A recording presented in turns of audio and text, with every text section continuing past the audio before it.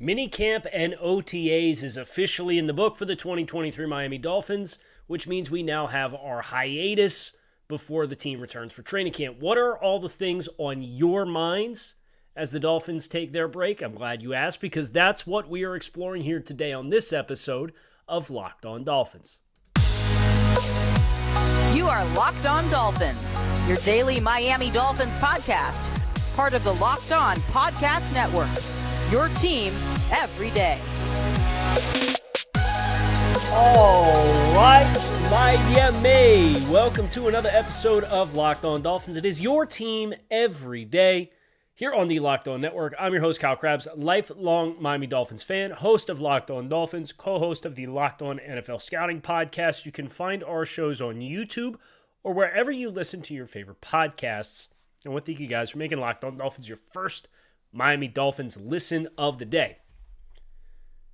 Today is Friday, June 9th, 2023. Today's episode of Locked On Dolphins is brought to you by Birddogs. Go to birddogs.com/LockedOnNFL.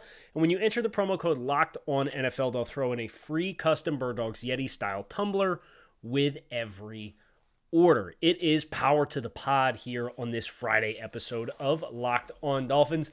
All of the things that are in your minds, all the things that you want to talk about as this pod, right? Dolphins, pod, podcast, family, pod, Dolphins.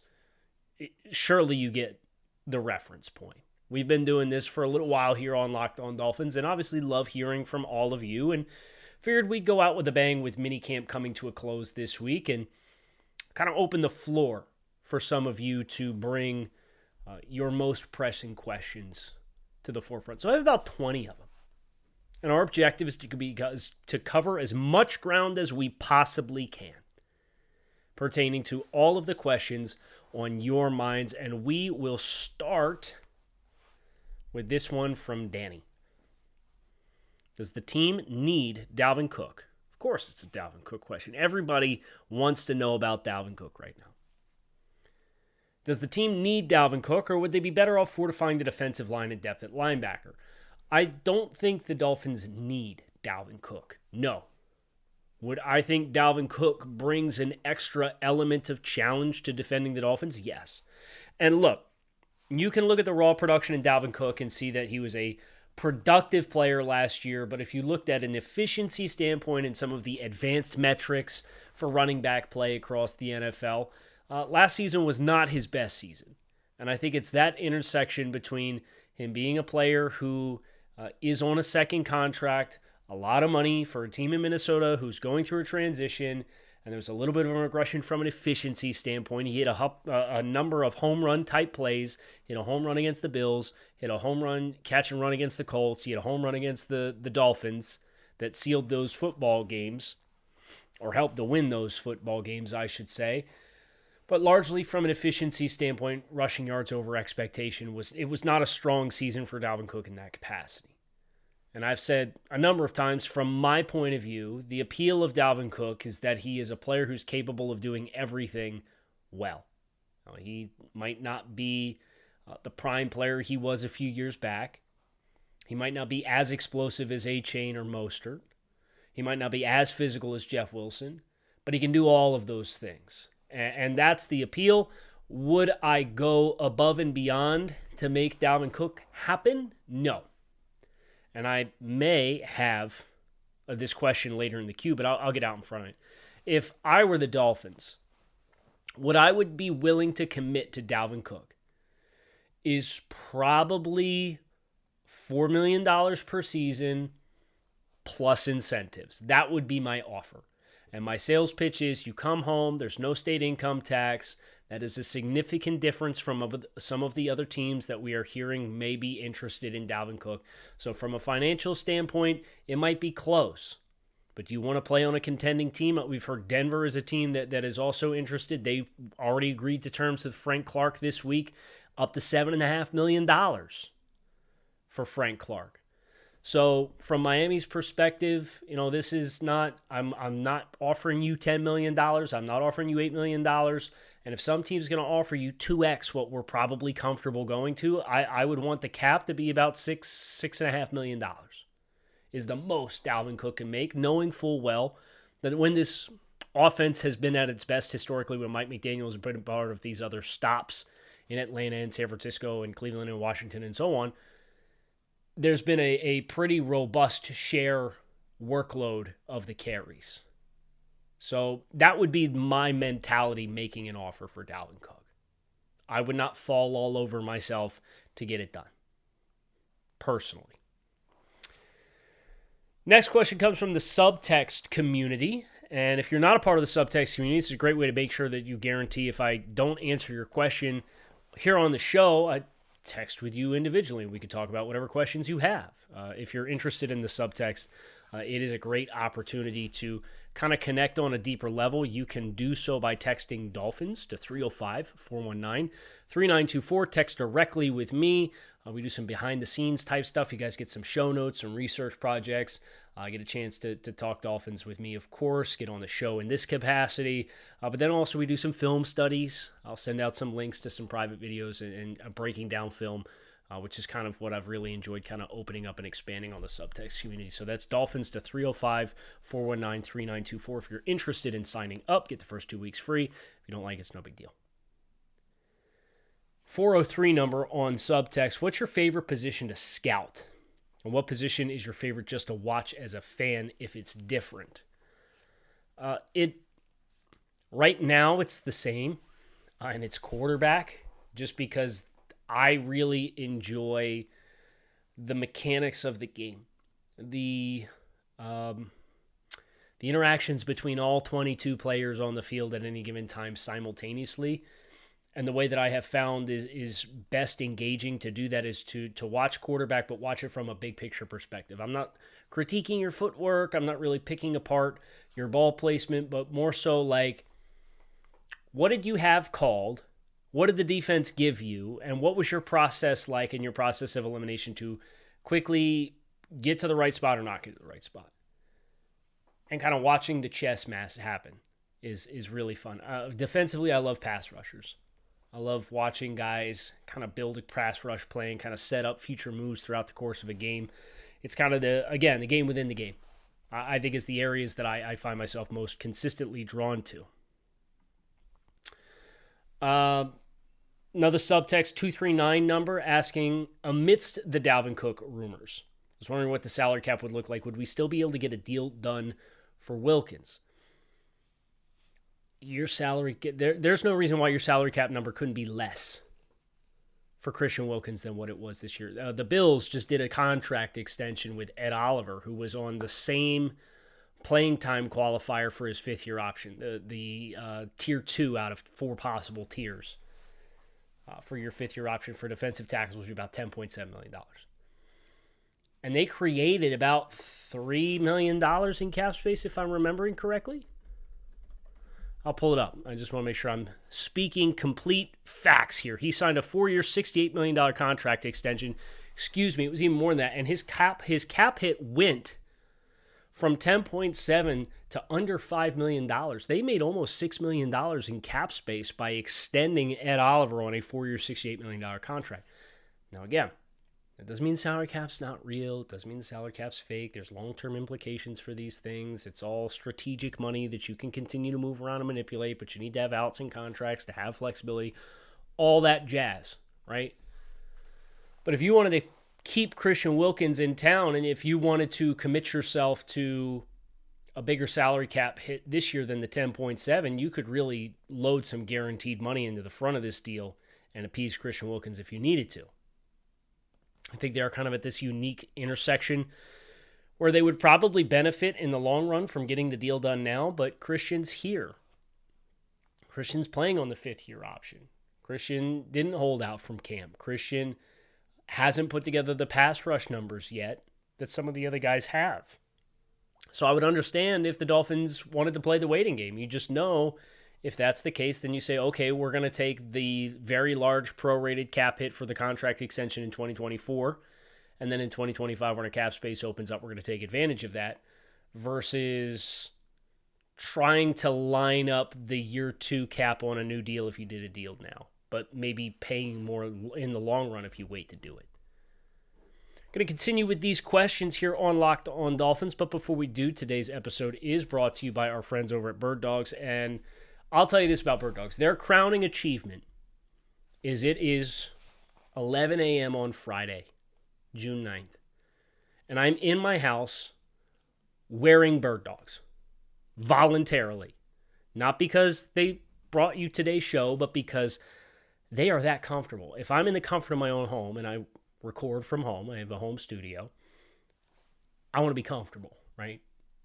These things, they wick, they move, they stretch, but yet if I were going to go play golf, if I were going to go run around outside, if I were going to go to the gym, like, you ever see somebody at the gym and they're wearing work clothes and you're like, how do they do that?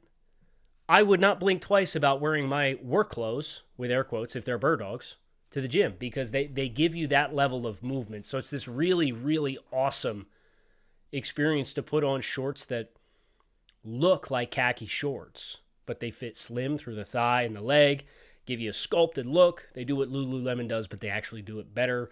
This cloud knit fabric looks like khaki, but moves freely, not like the stuffy cotton shorts. And there's anti-stink sweat wicking fabric that keeps you dry all day long.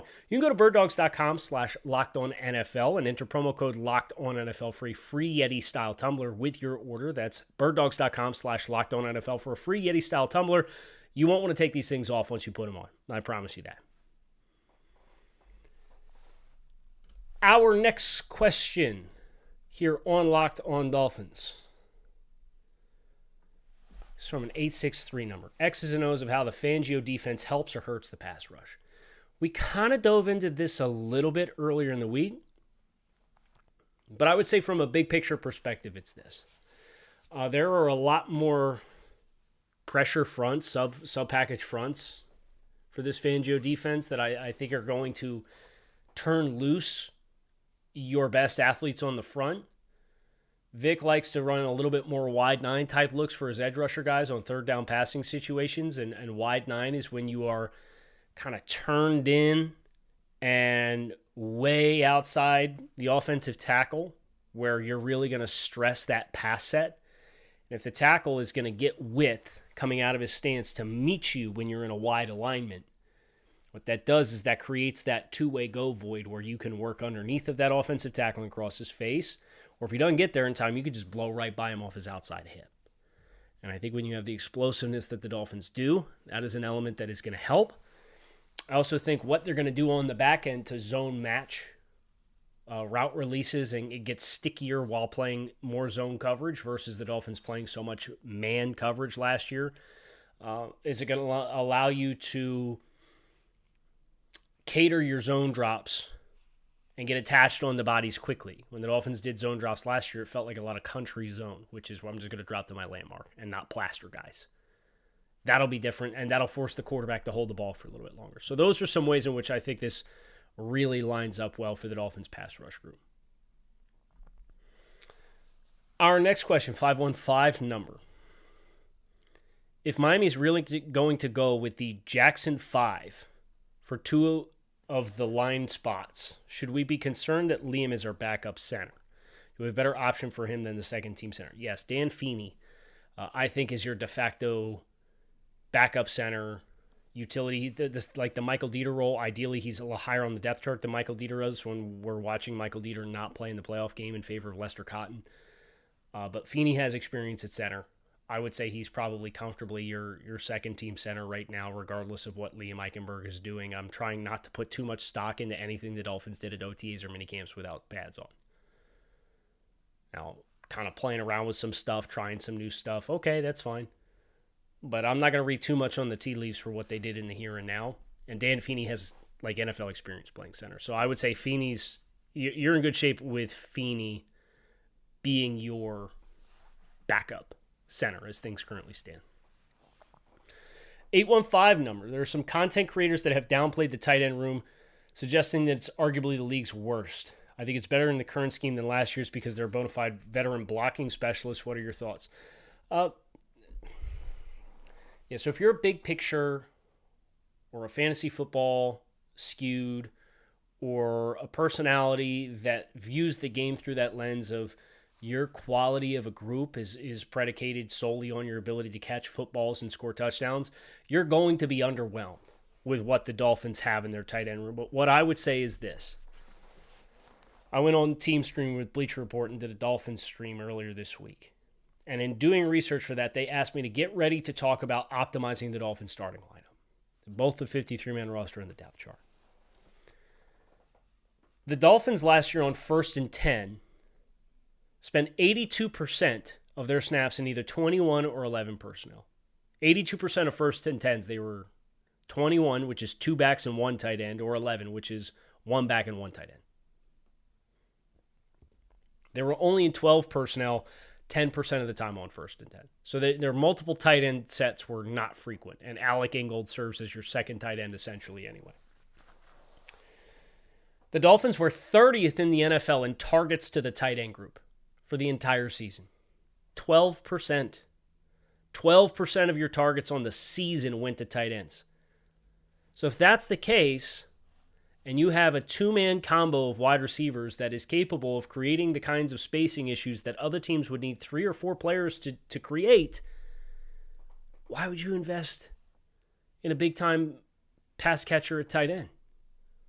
I'm unfazed by this tight end group. Do I think it's going to be sexy fantasy football position? No. But the Dolphins didn't need it to be that last year. It wasn't that last year, and they didn't need it to be that last year. So I'm unaffected by the lack of receiving prowess of this group.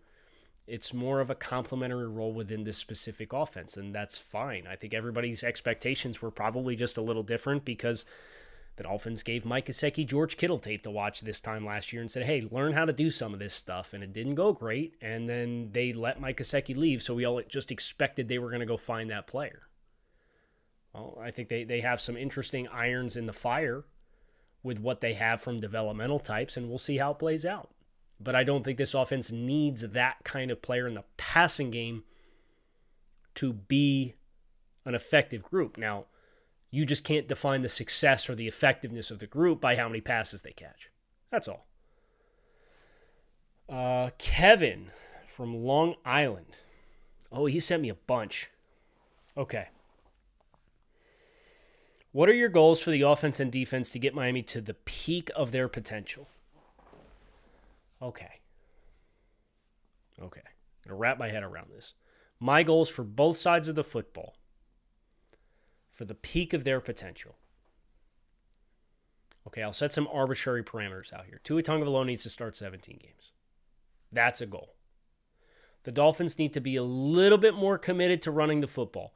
The Dolphins were actually middle of the pack last year with 4.3 yards per carry. And if you took the production from Jeff Wilson and Raheem Mostert, you got fine production in the passing game. You just were the third least frequent play caller to call runs in the entire NFL last year.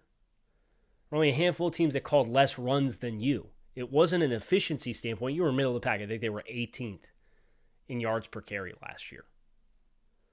But when you are 30th or 31st in runs called on the year, yeah, your raw rushing totals are going to be bad. Running the ball a little bit more is going to set you up for more explosive plays in the passing game, believe it or not, because it's going to force teams to honor the box with a little bit more consistency. It's going to take a little bit of pressure off of Tua Tagovailoa to be a high-volume player that is going to put him in position to take more hits. And you have the ability to do it. I mean, Alec Ingold, Robert Hunt, Connor Williams, Teron Armstead. Austin Jackson's strength is as a run blocker. This revamped tight end room. You should probably call an extra 6 to 8 runs a game to be a more effective offense and peak as an offense. Because then, the run after catch opportunities, we're going to talk about racking teams to death. When your run game's going, screen game's going to be better because the second level's not going to be flying out of there to the perimeter quite as fast. And the opportunities to run after catch are going to be better because you're going to be continuing to hold the second level more consistently. So run the ball 6 to 8 times more per game. That's number one on offense. Number two on defense, I would say my arbitrary goal is to keep your rotation healthy, but don't take Jalen Phillips off the field too much and move Jalen Ramsey around. Let Jalen Ramsey be a mismatch, a defensive weapon. Right, I won't invoke Weapon X because that was Brian Dawkins, and that was like he's quintessential in that regard. But Jalen Ramsey can be a chess piece. He needs to be a chess piece to optimize the defense. So those are kind of some arbitrary goals that I have for each. I'm going to save some of your other questions. You have some good questions, but kind of already touched on Dalvin Cook, and then I want to save your other question for a actual show. So we have, about half dozen questions more here that I got to tackle here on Locked On Dolphins. We're going to finish with them here today on this Friday episode of the show. 305 number here from the subtext, $13.32 million in cap. What position are you spending it on after minicamp? I am signing a defensive tackle, a nose tackle specifically, unless you want to play Christian Wilkins in the nose, and then you could go sign a B-gap defender. I'm signing a stack linebacker, and I'm probably getting at least the Connor Williams extension done, and I'm making an offer in that same ballpark that I had mentioned for Dalvin Cook. And if you take it, great. I'll need to accommodate for $4 million up front. With 13, if you extend Connor Williams and you stuff more money in the front end, I could see that cap landing around $9 million. Now, you could make the cap hit lower if you wanted to and kick more down the road. You could do a 4-year deal and put a void year on the back if you wanted to. I wouldn't do that per se. But I would take some of the 13. First thing I got to do is I got to sign Cam Smith. He's not under contract yet. So that'll probably take you to 13. That's a very marginal cost of doing business.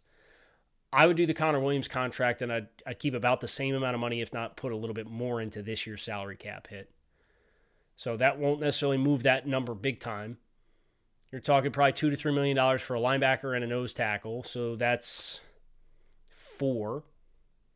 That would leave me enough room to get Dalvin Cook if I wanted to get Dalvin Cook, have enough operating expenses to get me all the way through the season, and then whatever I don't use, I'm carrying over to 2024. That would be how I would hope to use the salary cap space. 914 number. Chris from White Plains. One of the numerous Chris's with you on draft night. We had a bunch of Chris's with us. Question I have is how the development of some of the younger guys, but not rookies, might be going and what contributions they could make. Names like Ezukanma, Robert Jones, Cameron Good, Channing Tindall, Braylon Sanders, Trill Williams. Okay, so the first thing I got to do is I got to put my flag in the ground here. I got to say which Dolphins players I think make the team. Ezukanma, yes. Robert Jones, yes. Cameron Good, probably not. I don't know that Cameron Good will make this football team. Channing Tindall, yes. Braylon Sanders, no. I think he's a practice squad player at best. Trill Williams, I hope so. It sounds like he might get some looks at safety, and if that's the case, I think that opens the door for him to be your fifth safety, big-time special teams player. I would want to see it through with Trill Williams. I would also put Verone McKinley on here. I think Verone McKinley has an inside track to make this roster as well as a UDFA off of last year's team, plus Tanner Connor. So, I mean, there's a number of these. I mean, those are all second-year players. I think you'll have five or six of them on the roster, except for Trill Williams is not. But if you have a half a dozen of those guys, I mean, that bodes well for the Dolphins keeping guys in the pipeline and ready. And your number might get called this year, but largely it's about keeping them in the pipeline until you have to make a difficult decision and let somebody else go and have them ready to step in and perform at a high level. Now, ideally, you'd like to get a little bit of volume of those guys to know what you're getting from them this year. 978 number. Peter with the next one. Is the position room of running back filled with solid contributors already, and financially, is it worth justifying bringing anyone else in with the financial commitments that are already made? So this has the potential to be a Cedric Wilson type opportunity where you brought back Jeff Wilson, you brought back Raheem Mostert, you brought back Savon Ahmed, you brought back Myles Gaskin. Now, those last two contracts, it's not going to kill you if you decide to move on. But like Jeff Wilson got a 2-year, $6 million contract. I think here's where you could justify it. And of course, that doesn't include Devon Achane, who you drafted in the third round. Jeff Wilson's getting $3 million in cash this year. You're not going to move on because his dead cap would be more than the cap hit he's scheduled for. Lest we forget, guys like Jeff Wilson and Raheem Mostert have been effective players, but they've also always been rotational players, and there's kind of always been some kind of injury thing with those guys intermittently. So I think another way that the Dalvin Cook potential move could be justified is having a surplus of depth at that position if you are serious about running the football more. If we're serious about running the football more, and heaven forbid, but if Raheem Mostert gets banged up and missed time, and there's not been too many seasons in which he's played as many games as he did last year, and Jeff Wilson gets banged up, are we really going to continue to be committed to running the ball with Savon Ahmed as your primary back, and Savon Ahmed and Devon Achane splitting carries? Those are two smaller backs. So I think if you are honestly committed to running the football more this season, that's why there is an interest here. And then, of course, the financials just have to line up. And that's why my offer would be what my offer is. 301 number. Do you see either Cedric Wilson or Noah Igbenogany making the team? Please give your too early depth chart for wide receiver and corner. Okay, I'll gladly do that. My wide receiver depth chart, as things currently stand, is Tyreek Hill and Jalen Waddle. The twos are Chosen Anderson and Braxton Berrios. I think Eric Ezukama, with his draft status and some developmental upgrade or upside, and the fact that he's a more physical player, is probably your 5. Cedric Wilson does have return upside with what he was able to provide in the back half of the year from special teams, but I think he's probably your... I think Chosen Anderson's a better outside threat down the field. I think Braxton Berrios is a better threat in the slot.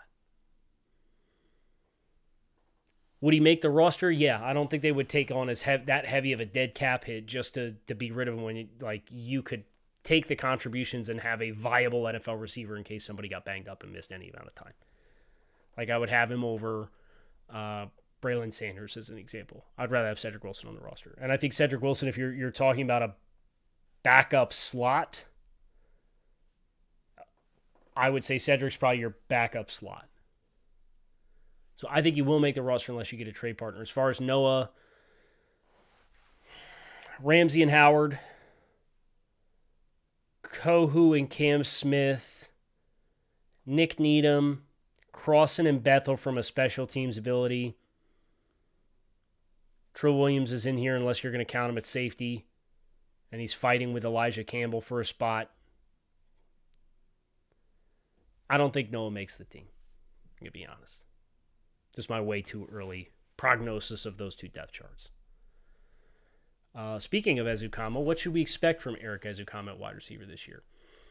Hopefully we get some smattering of reps. We get him in some big personnel situations. When you want to run heavy and then you want to have some tendency breakers to pass out of those heavier sets. When you had like 2 tight ends and Trent Sherfield last year, when you were looking to try to put teams in opposing base defensive groups, I'd like to think Ezukama can get on the field in some of those situations if you're going to run 11 personnel and really sell the threat of the run. Although I don't want to sign him up for too much just because 300 targets in this passing game are going to Tyreek Hill and Jalen Waddle if they're both healthy all year. As it should. So hopefully we kind of see some smattering of opportunities that start to look like the Sherfield reps. The Sherfield role would be my hope. 954, I want to shout you out as well for asking how we were going to spend our money. I think we've kind of dove into that one a little bit. 704 number. Sorry if this is late. It's not. I'm recording. I got you in time. You sent it this morning at 8 o'clock. A little concerned. No word of anything positive from the tight end group so far. I get we want them more blocking from them, but other than Tanner Conser's drops, nada. Also, A-Chain and expectations getting compared to Savon Ahmed. Okay. As I'm processing this. What they're going through, and Tua Tagovailoa kind of alluded to some of this. It sounds like they're working on the base principles in minicamp. Tua asking, hey, defense is overplaying this. When are we going to go to this play concept or this play package and break out of it? And Frank Smith says, Mike McDaniel wants us working the basics until everybody gets the core basic principles of the offense. We're not installing for anything at this point in time. So I'm not concerned with anybody right now. It's not go time yet. And I think the time in which you would be concerned, at least for me, is probably after a couple weeks of at least preseason football. And even then, it's going to be vanilla, lest we forget how good Skylar Thompson was in preseason football game action this year. For me, the first month of the season, you're going to kind of feel out where your true strengths are in a competitive environment when you're actually game planning for the opponent. I think there's going to be ups and downs. I think offense is going to get up to the line of scrimmage and have plays that are kind of dead on arrival, but you're going to run them anyway because you got to install. You got to get everybody on the same page. So whether that's the center holding out, whether that's the tight ends not making contributions in the passing game, whether that's anything else, I get we're all anxious for football, right? I'm just not going to take the bait of what the Dolphins put on the field for their minicamp as things that I'm going to get upset about just yet. I'm going to preach patience here for myself and hope that, as we get closer to the actual start of the season, we'll continue to have more clarity and we'll see them adjust during practices, be those open practices or non-open practices, to kind of actually ramp up for that competitive approach of we're going to try to win every down. As compared to, look, we got a play call. We know we're at a numbers disadvantage in the box. We're going to run it anyway because we got to really continue to preach the principles of how this offense is supposed to work. So that's my 2 cents on that one. Hope you guys enjoyed this episode of Locked On Dolphins. That is going to do it for me. I'm out of here for the week. Be back again on Monday. It is your team every day here on the Locked On Network. You got 7 shows this week. If you missed some, go back and check them out if you're an everydayer who is plugged in on a daily basis. I thank you for keeping it locked in right here on Locked On Dolphins because it is your team every day. You can find us on YouTube or wherever you listen to your favorite podcasts. Make it a great weekend. Fins up. I'll be back again on Monday to talk some more about your Miami Dolphins. Thanks for watching or listening.